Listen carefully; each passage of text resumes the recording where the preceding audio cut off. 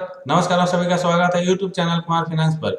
पिछले 1-1.5 महीनों का डेटा देखा जाए तो मेटल स्पेस से बिलोंग करने वाले मैक्सिमम शेयर में काफी तेजी देखी जा रही है। कंपनी छोटी हो या बड़ी, मेटल इंडस्ट्री से बिलोंग करने वाले मैक्सिमम कंपनीज के शेयर में 20 से 30% का ग्रोथ देखने को मिल रहा है पिछले 1 महीना में। टाटा स्टील बीएसएल लिमिटेड एक ऐसा ही शेयर है जिसका करंट मार्केट प्राइस 60 रुपए के आसपास चल रहा है।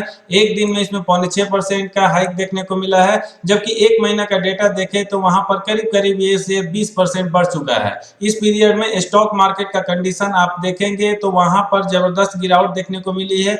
मेटल इंडस्ट्री से बिलोंग करने वाले शेयर में इतना तेजी के पीछे क्या राज है, उसका डिटेल हम इस वीडियो में जानेंगे। लेकिन स्पेसिफिकली जो मैं बात करने वाला हूं इस वीडियो में, टाटा स्टील बीएसएल लिमिटेड का हम स्टॉक एनालिसिस करेंगे, फंडामेंटल एनालिसिस करेंगे और इसके माध्यम से हम इसके फ्यूचर का प्रोस्पेक्ट समझने की कोशिश करेंगे और साथ ही हम जानने की कोशिश करेंगे क्या इस शेयर को करंट लेवल पर बाई करना चाहिए, चाहे शॉर्ट टर्म हो या लॉन्ग टर्म हो। ये पूरा डिटेल जानने के लिए ये वीडियो स्टार्ट करें उसके पहले मैं कहना चाहूंगा, अगर आप फर्स्ट टाइम विजिटर हैं या अब तक आपने इस चैनल को सब्सक्राइब नहीं किया है तो चैनल को सब्सक्राइब करके बेल आइकन का बटन जरूर प्रेस करें ताकि जब भी कोई वीडियो इस चैनल पर अपलोड हो नोटिफिकेशन आपको मिलती रहे।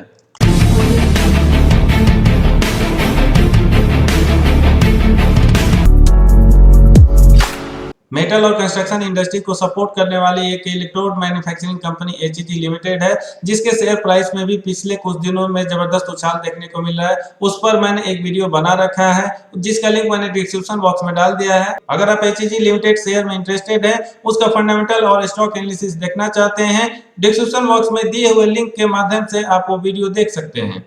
हम बात करें टाटा बीएसएल लिमिटेड के बारे में तो शायद आपको आइडिया होगा, ये पहले भूषण स्टील लिमिटेड हुआ करती थी, लेकिन इंसॉल्वेंसी में फंसने के बाद टाटा स्टील ने इस कंपनी को एक्वायर कर लिया था। ये कंपनी एक तरह से डेट रिडन कंपनी हुआ करती थी, जिसमें अब कुछ इंप्रूवमेंट देखने को मिल रहा है। जब हम इसका फाइनेंशियल स्टेटमेंट इस वीडियो में देखेंगे वो डिटेल भी मैं आप लोग के साथ शेयर करूंगा। करंट टाइम में टाटा स्टील बीएसएल लिमिटेड का इंडिया में 3rd पोजीशन है सेकेंडरी स्टील प्रोडक्शन में। फिलहाल ये कंपनी ऑलमोस्ट 5.6 मिलियन टन पर एनम के हिसाब से स्टील का मैन्युफैक्चरिंग कर रही है और इसका प्रोडक्ट रेंज है जैसे hot rolled, cold rolled, coated steel, cold rolled full hard, galvanised coils and sheets, high tensile steel strips, colour coated tiles, precision tubes, large diameter pipes etcetera. Overall Tata steel BSL limited का product range काफी strong है और market में एक तरह से इसका बहुत बड़ा स्टेक है अगर इस पर्टिकुलर इंडस्ट्री की बात किया जाए तो। टाटा स्टील बीएसएल लिमिटेड का बेसिक इंफॉर्मेशन और प्रोडक्ट रेंज जानने के बाद अब हम इसके प्राइस एंड वॉल्यूम एनालिसिस पर नजर डाल लेते हैं।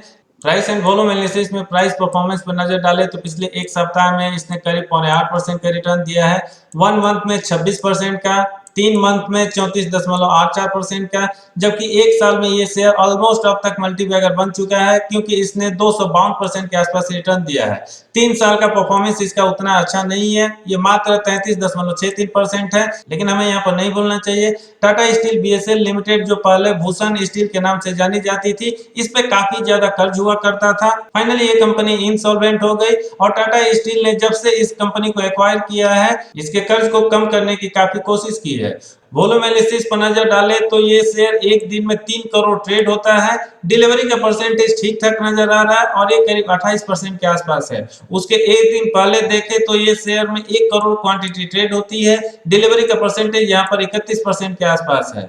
1 वीक का ऑन एवरेज डेटा देखे तो 2 करोड़ शेयर ट्रेड होता है, जबकि डिलीवरी का परसेंटेज करीब 28% है।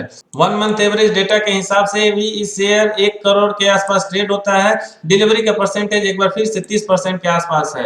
यानी पिछले 1 महीने में इस शेयर का क्वांटिटी ना सिर्फ ज्यादा वॉल्यूम में ट्रेड हुआ है बल्कि डिलीवरी का परसेंटेज भी ठीक ठाक नजर आ रहा है, जो कि एक अच्छा संकेत माना जा सकता है किसी भी कंपनी और शेयर के लिए। आगे बढ़ते हुए टाटा स्टील बीएसएल का पास्ट परफॉर्मेंस देख लेते हैं ताकि ये समझने में आसानी हो टाटा स्टील एक्विजिशन के बाद इस कंपनी ने कितना इंप्रूवमेंट दिखाया है। टाटा स्टील ने भूषण स्टील लिमिटेड को 2018 में एक्वायर किया था और भूषण स्टील का ऑलमोस्ट 72% के आसपास स्टेक टाटा स्टील ने परचेज किया था, जिसके बाद से इसमें मेजर होल्डिंग टाटा स्टील का बन गया है। फिलहाल इसका मार्केट कैप 6,545 करोड़ है। इसके शेयर प्राइस में जैसे जैसे अपवर्ड मूवमेंट देखने को मिलेगा, मार्केट कैप में वैसे ही वृद्धि आप देख सकते हैं। स्टॉक पीई फिलहाल 10.7 है। रिटर्न ऑन कैपिटल एम्प्लॉयड का परसेंटेज इसका 2.61% है, जो कि काफी पुअर है। लेकिन इसका जब फाइनेंशियल स्टेटमेंट आप स्टडी करेंगे आपको समझ में आएगा, बहुत ज्यादा कर्ज होने की वजह से लगातार कुछ सालों तक इस कंपनी ने लॉस बुक किया है, जहां से इंप्रूवमेंट करते हुए इस कंपनी ने अब पॉजिटिव इनपुट देना चालू कर दिया है। करंट मार्केट प्राइस इसका 60 के आसपास है, जैसा कि हमने देखा। बुक वैल्यू जबकि 166 रुपया है, कह सकते हैं इसका करंट मार्केट प्राइस इसके बुक वैल्यू से काफी कम है। यानी यहाँ पर अगर कोई इस शेयर में इन्वेस्ट करता है, इस कंपनी का बिजनेस फ्यूचर में ठीक ठाक भी चलता है, उसको रिस्क कम और रिवार्ड ज्यादा मिलने के चांसेस है। रिटर्न ऑन इक्विटी इसका निगेटिव अभी भी नजर आ रहा है और ये करीब 4% के आसपास है। क्वार्टरली रिजल्ट्स में हम इसके 2 क्वार्टर का बात करेंगे, दिसंबर 2019 और दिसंबर 2020 का। हम यहाँ per year on year basis पर कंपेयर करके समझने की कोशिश करेंगे इस कंपनी के सेल्स हो, प्रॉफिट हो, कितना इंप्रूव हुआ है, और उसी लाइन में समझने की कोशिश करेंगे मार्च 2021 का जो इसका क्वार्टर रिजल्ट आने वाला है वो किस लाइन में हो सकता है। ईयर ऑन ईयर बेसिस पर दिसंबर 2019 और दिसंबर 2020 का सेल्स देखें तो ये 5,038 करोड़ से बढ़ के 5,881 करोड़ हो गया है। ओपीएम का परसेंटेज भी देखें तो ये कंपनी जबरदस्त परफॉर्म की है, क्योंकि ये 6% से बढ़ के सीधे 28% हो गया है। इस परफॉर्मेंस को देखते हुए आप समझ सकते हैं कंपनी ने कितना इंप्रूवमेंट दिखाया है, न सिर्फ अपने सेल्स में बल्कि ऑपरेटिंग प्रॉफिट के मार्जिन में भी। पिछले एक साल में इस कंपनी ने अपने कर्ज को भी कम किया है, जिसकी वजह से दिसंबर 2019 के क्वार्टर रिजल्ट के हिसाब से जो कंपनी 422 करोड़ का इंटरेस्ट पे की थी, दिसंबर 2020 के क्वार्टर रिजल्ट में ये 361 करोड़ हो गया है। कोई भी कंपनी अगर अपने कर्ज को कम करती है, उसको कम इंटरेस्ट पे करना पड़ता है, जिसका रिफ्लेक्शन उसके नेट प्रॉफिट पर देखने को मिलता है, और साथ ही कंपनी का बैलेंस शीट भी मजबूत होता है। नेट प्रॉफिट को देखा जाए तो इस कंपनी ने दिसंबर 2020 के क्वार्टर रिजल्ट में 502 करोड़ का लॉस बुक किया है, जिसमें बहुत बड़ा ट्रांसफॉर्मेशन दिखाई देता है। और ये कंपनी सीधे 502 करोड़ जो लॉस बुक की थी, एक साल के बाद सेम क्वार्टर में 913 करोड़ का प्रॉफिट बुक करती है। अर्निंग पर शेयर भी इसका निगेटिव 4 रुपया 59 पैसा से बढ़ के 8 रुपया 35 पैसा हो जाता है ईयर ऑन ईयर बेसिस पर। Overall year on year basis का क्वार्टर रिजल्ट इवेल्युएट करके देखा जाए तो इस कंपनी ने किसी मिरेकल से कम परफॉर्मेंस नहीं दिया है, क्योंकि ये कंपनी जो एक साल पहले मोटा मोटी निगेटिव या लॉस बुक किया करती थी, अचानक से बड़ा प्रॉफिट बुक करती है। इसी लाइन में अगर आगे बढ़ा जाए तो मेरे हिसाब से जो मार्च 2021 का क्वार्टर रिजल्ट इसका आने वाला है, वहां पर भी आपको जबरदस्त इंप्रूवमेंट देखने को मिलेगा, और क्वार्टर ऑन क्वार्टर बेसिस पर ये कंपनी तो अच्छा परफॉर्मेंस करती हुई नजर आएगी ही। ये कंपनी अच्छा प्रॉफिट भी बुक करेगी अगर पिछले 2 क्वार्टर का रिजल्ट का इवेल्युएशन करके देखा जाएगा तो। ओवरऑल पिछले 10 सालों के परफॉर्मेंस को इवेल्युएट करके देखा जाए तो 3 साल में इस कंपनी ने 10% का ग्रोथ दिखाया है, 5 साल में 11%, जबकि 10 साल में 13%। ये ठीक ठाक परफॉर्मेंस कहा जा सकता है अगर सेल्स ग्रोथ की बात किया जाए तो, क्योंकि वहां पर इससे 2 बड़े प्लेयर हैं और उनको कम्पीट करते हुए ये परफॉर्मेंस निकालना भी आसान नहीं है। कंपाउंडेड प्रॉफिट ग्रोथ पिछले 3 सालों में 22% अच्छा दिख रहा है, लेकिन 5 सालों का परफॉर्मेंस एवरेज कहा जा सकता है, क्योंकि ये 7% है।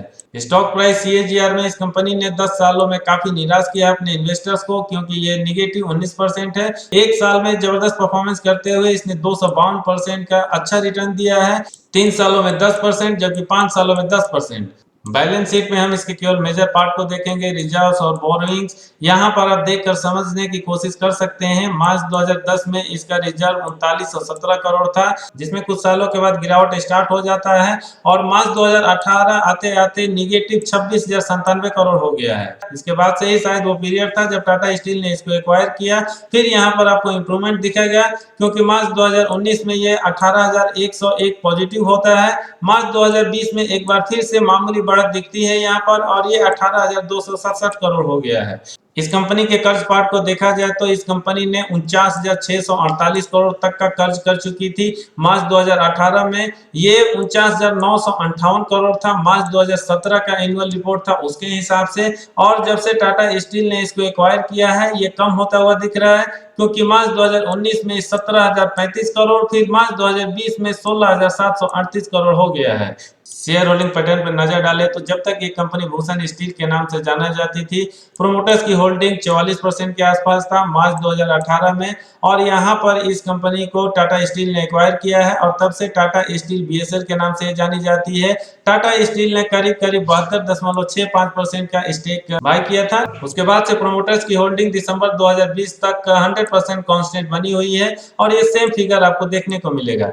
एफआईज की होल्डिंग स्टार्टिंग में 0% था, जिसमें मामूली बढ़त होती है और फिलहाल ये 0.76% है। डीआई की होल्डिंग में आपको बढ़ोतरी देखने को मिलेगी क्योंकि ये 4.47% से बढ़ के 7.35% हो गया है। पब्लिक जिसमें एचएनआई रिटेल इन्वेस्टर्स आते हैं, उनकी होल्डिंग 51.63% थी मार्च 2018 में, जो घट के 19.23% रह गया है दिसंबर 2020 का क्वार्टर रिजल्ट आते आते। यहाँ पर मैं बताना चाहूंगा, टाटा स्टील ने जब बीएसएल को एक्वायर किया था, न सिर्फ उन्होंने फॉर्मर प्रोमोटर्स का होल्डिंग को बाय किया था, बल्कि पब्लिक से भी उन्होंने बहुत बड़ा हिस्सा खरीद के अपना स्टेक बढ़ाया था इस कंपनी में, जिसकी वजह से जून 2018 में ही पब्लिक की होल्डिंग सीधे 52% से घट के 15% के आसपास पहुंच जाती है।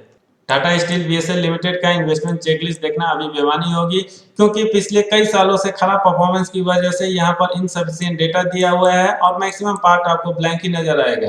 एंट्री पॉइंट इसका रेड जोन में देखने को मिल रहा है, क्योंकि ये शेयर शायद ओवरबॉट जोन में पहुंच चुका है। फिलहाल ये एएसएम या जीएसएम लिस्ट में नहीं है, इसलिए नो रेड फ्लैग देखने को मिल रहा है। दोस्तों, ये रहा टाटा स्टील बीएसएल लिमिटेड का पास्ट परफॉर्मेंस, इसका प्रोडक्ट एनालिसिस। अब बात किया जाए क्या इस शेयर का फ्यूचर में ग्रोथ होने की संभावना है। मैं यहाँ पर कहना चाहूंगा, ये कंपनी ने अपना वर्स्ट देख लिया है। टाटा स्टील ने इसको एक्वायर किया है, इसलिए एक रिनाउंड ब्रांड के अंतर्गत आपको कोई भी शेयर 60 रुपया के रेंज में मिल रहा है, वो एक अच्छा डील हो सकता है, बशर्ते उस कंपनी का बिजनेस और प्रोडक्ट का प्रोस्पेक्ट अच्छा नजर आ रहा हो। टाटा स्टील बीएसएल लिमिटेड जिस इंडस्ट्री से बिलोंग करती है, वहां पर ये नंबर 3 पोजीशन पर आती है सेल और जेएसपीएल के बाद। इसलिए कहा जा सकता है अपने सेगमेंट की ये कैप्टन तो नहीं है, लीडर जरूर है। पिछले कुछ सालों में इस कंपनी ने अपने कर्ज को काफी हद तक कम किया है और जिस तरीके से कंपनी इंप्रूव कर रही है अपने कर्ज को रिड्यूस करने में, हम उम्मीद कर सकते हैं आने वाले फ्यूचर में ये डेट फ्री हो सकती है। इसके अलावा भी और एस्पेक्ट पे नजर डाला जाए तो इस कंपनी का सेल्स बढ़ रहा है, ओपीएम का परसेंटेज इंप्रूव हो रहा है, रिटर्न ऑन कैपिटल एम्प्लॉयड का परसेंटेज भी इंप्रूव होता हुआ दिख रहा है और इसका डेट टू इक्विटी रेशियो जो करीब 15 के आसपास चल रहा था, फिलहाल वो 3.5 तक पहुंच गया है। हालांकि डेट टू इक्विटी रेशियो अगर किसी कंपनी का 1 से नीचे है तो उसको अच्छा और बेस्ट माना जाता है, लेकिन इस कंपनी का डेट टू इक्विटी रेशियो जैसा कि मैंने बताया पहले 15 या 16 के रेंज में चला करता था, वहां से ये कंपनी 3.5 तक पहुंची है और इस कंपनी पर कर्ज जैसे जैसे कम होगा, इसका डेट टू इक्विटी रेशियो भी इंप्रूव होता जाएगा। अगर पूरे मेटल स्पेस को भी देखा जाए तो बहुत सारे प्रोडक्ट चाइना से इंपोर्ट हो रहे थे, लेकिन कुछ साल पहले गवर्नमेंट ने उस पर एक्साइज ड्यूटी काफी हद तक बढ़ा दी है और ताजा नोटिफिकेशन के हिसाब से एक्साइज ड्यूटी पहले की तरह ज्यादा ही लगेगा, जिसकी वजह से चाइना से इंपोर्ट इंडिया में कम होता हुआ दिखेगा और उसका सीधा इम्पैक्ट मेटल इंडस्ट्री से बिलोंग करने वाली मैक्सिमम कंपनीज के प्रोडक्शन और उसके सेल्स पर देखने को मिलेगा, जिसकी वजह से पिछले कुछ सालों से इस कंपनी ने अच्छा परफॉर्मेंस दिया है। इनके सेल्स में जबरदस्त उछाल देखने को मिल रहा है और आने वाले टाइम में भी मेटल स्पेस से बिलोंग करने वाली कंपनीज का न सिर्फ सेल्स बढ़ता हुआ दिखेगा, बल्कि शेयर का परफॉर्मेंस भी आपको ठीक ठाक ही नजर आएगा। रिसेंट में जरूर इस इंडस्ट्री से बिलोंग करने वाली कंपनीज के शेयर में भारी उछाल देखने को मिल रहा है। हो सकता है आने वाले शॉर्ट टाइम में थोड़ा सा करेक्शन देखने को मिले, क्योंकि प्रॉफिट बुकिंग निश्चित ही होने वाली है और उसका इंपैक्ट इस शेयर पर भी पड़ सकता है। लेकिन अगर आप लॉन्ग टर्म के लिए व्यू रख के चलना चाहते हैं, आप एसआईपी के माध्यम से इस शेयर में इन्वेस्ट कर सकते हैं या वन टाइम इन्वेस्टमेंट के बाद पेशेंस के साथ आगे बढ़ सकते हैं। अगर आपको शॉर्ट टर्म ट्रेडिंग करना है तो ना सिर्फ इस शेयर के मूवमेंट को आप ट्रैक करके आगे बढ़ सकते हैं, बल्कि पूरे मेटल इंडस्ट्री से बिलोंग करने वाले शेयर के मूवमेंट को राइड कर सकते हैं। इस वीडियो में इतना ही, उम्मीद करता हूँ आपको पसंद आया होगा। फिर भी मैं कहना चाहूंगा वीडियो कैसा लगा कमेंट करके जरूर बताएं। अगर पसंद आया तो लाइक का बटन प्रेस करके अपने सर्किल में शेयर करना ना भूलें। लास्ट तक वीडियो देखने के लिए धन्यवाद। जय हिंद।